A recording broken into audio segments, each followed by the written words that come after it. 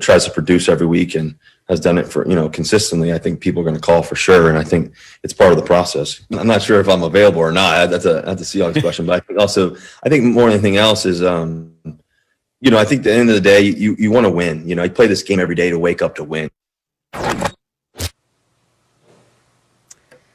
So, Ryan, do you think that Russell Wilson does deserve more personnel input?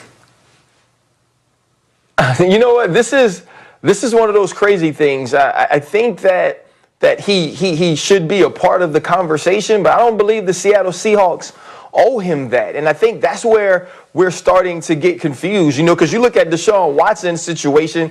He said something very similar to Russell Wilson. I want to be involved in these conversations. I want to be involved in these things. And the big problem in Houston is Cal McNair said, okay, you will be. Okay, I will do these things. I will run these things by you. And then he didn't do it.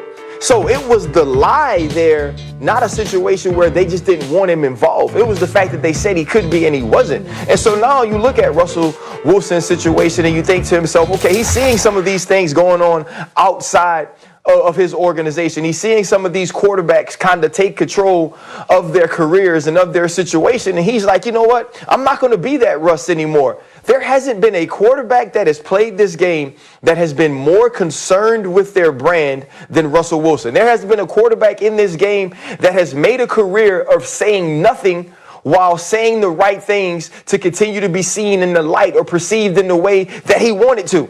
And so now all of a sudden, not only do you go on the Dan Patrick show, but you have a press conference. This was strategic by Russell Wilson. And what I love about Russell Wilson, what he said was they asked him, does he think if he thought he was going to be traded or if he thought that there were calls for him? Did you know what he said? Charlie, you know this. Max know this. Y'all been in relationships. He basically said, you know what? The world knows or the NFL knows that I'm in a relationship with the Seattle Seahawks. But what they also know is I'm good looking. What they also know is I'm successful. What they also know is I'm talented. So if every now and then somebody slides in my DMs, that's going to happen.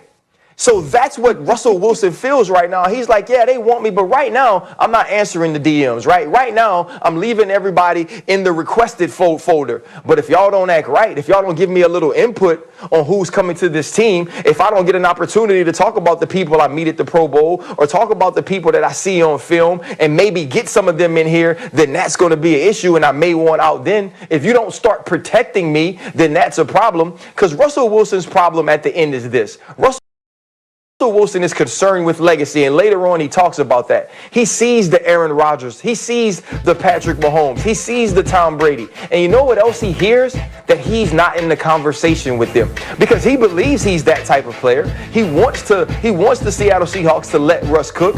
But if you watch the season progress, he turned back into Super Bowl Russ, and it became about run game, and it became about defense. He doesn't want that, and he feels the only way to get those things is to have input on who he plays with. Well, they absolutely do deserve input. Russell Wilson does. And players of his stature do. Not by the letter of the law, but in reality. Because two things have happened. The first thing that's happened is the NFL and the NBA have sold the fan base on the pursuit of a championship. That's what's most important about it. Don't look at the money. Don't look at the team. Look at the pursuit of a championship. And the fans have bought it. We count rings. And by the way, you know who are fans? The players. They started out, most of them, as fans of the sport. They drank the Kool-Aid, same as the rest of us, Ryan, as you did, right? You're a champion. Who can ever take that away from you? And quarterbacks especially. Right. Why quarterbacks? Because once upon a time, the NFL was not about the players. It was about the teams and the brand. It was the NFL. The NBA marketed the personalities and the stars. And that's because one player in basketball, especially in the NBA, can influence the course of a season, the outcome of games, the ability to win a championship more than in any other sport. Well, certainly more than in football. It's not as interdependent. One player can do it. And that usually hasn't been the case in football. But what happened? And here's the other thing. The first thing is selling the pursuit of a championship. The players have bought in. The other thing is everyone likes offense. And so all the rules changes have favored the offense. And since running backs are only going to run but so fast, what they've favored is the quarterback, because the quarterback can give you better return on your investment. They can throw for more yards, put up more points. And so every rule change favored the quarterback, and all the strategy favors quarterback. They are more important than ever before.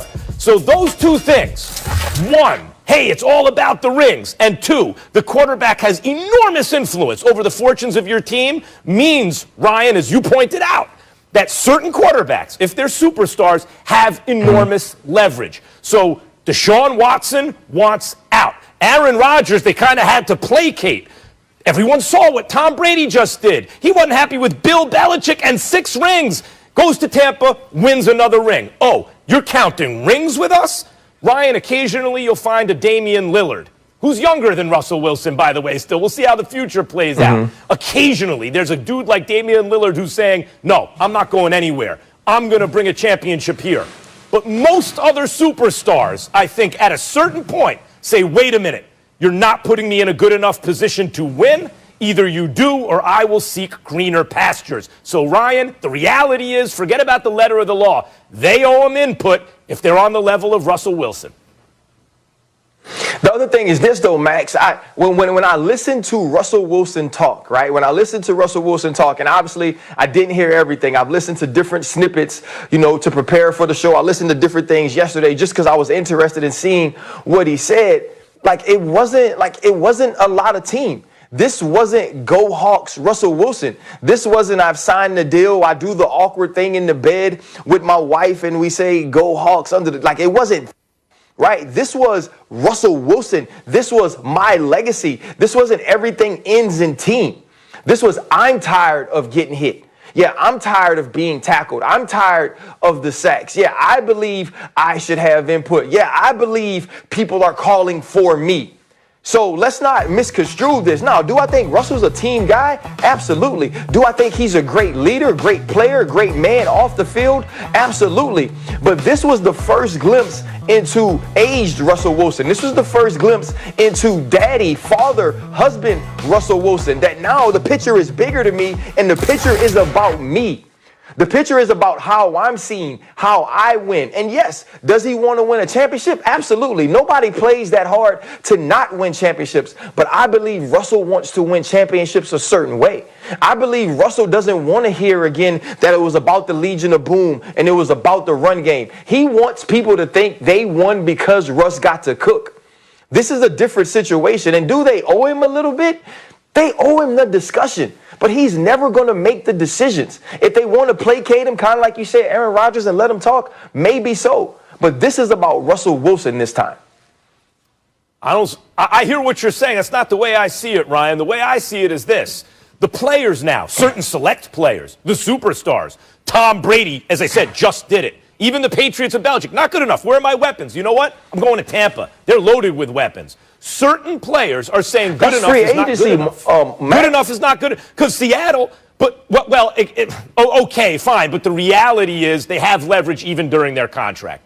That's the reality, particularly as franchise quarterbacks. And we all know that in the collective bargaining process, the teams who operate a virtual monopoly, a de facto monopoly, it's not a level playing field or negotiating with the labor union. It's not, because the labor union really has no other option. I hear, well, the letter of the law says the contract. Don't give me that. Let me know how it works in reality. But my point is this. Good enough is not good enough. And that goes for teams. Teams can look at a good quarterback, solid guy, and say, Jared Goff, you're not good enough. We need to do better than you. Yeah, we make the playoffs. Yeah, we've been to a Super Bowl. You made a couple Pro Bowls. We're trying to win the Super Bowl. See you later. And guys like Russell Wilson are flipping it around, as I said, because of the leverage they have due to the importance of a quarterback, and then because of the leverage they have due to that importance and their amazing performance. They have a lot of leverage. They're on the far end of the bell curve. They're better than the rest of them, right? Those guys can say, yeah, we get to the playoffs. Yes, I won a Super Bowl with you once upon a time. Yeah, we can win double digits. Just like good enough isn't good enough for the team, good enough isn't good enough for the players, for a select group of players anymore, and they're letting the teams know it. Mm-hmm. Well, guys, I'm no NFL insider, but I was in Tampa this past weekend, and I heard enough to tell you that there are certainly teams who are sliding in the DMs for Russell Wilson. So which teams, I don't know exactly, but I did hear talk about that. So we'll leave it with that, and we will